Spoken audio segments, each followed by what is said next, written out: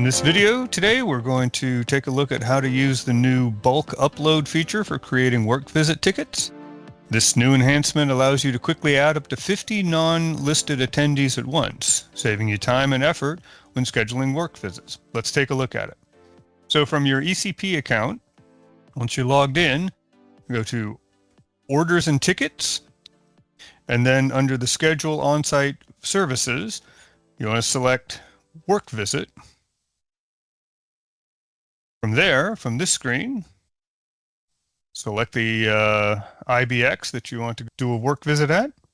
Select a cage or suite. You don't have to select a cabinet. Now, where you add the visitors, under the Add a Non-Listed Attendee link, now you'll see a new feature, Batch Upload. So if you have several visitors you want to add at once instead of entering them individually, you can use the batch upload feature. This feature provides a template, a spreadsheet XLS file template that you can add your attendees to. So I've already downloaded the template and added several names in that I want to upload. So I'll click Upload Attendee List. And from here, we go to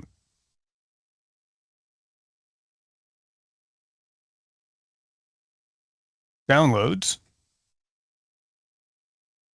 attendeetemplate.xls, and we want to confirm that. And it automatically uploads all the names that were entered into the list. So here are all the names I entered. So what you can see is that the names that I listed in the template have now been uploaded here into the attendees list. From that point, you can select what date you want to attend and the end date. Complete any other relevant details that you need and select Submit. And there, a work visit is scheduled for several attendees all at once without having to enter them in individually. Hope you enjoy using this feature, and we'll be talking to you soon.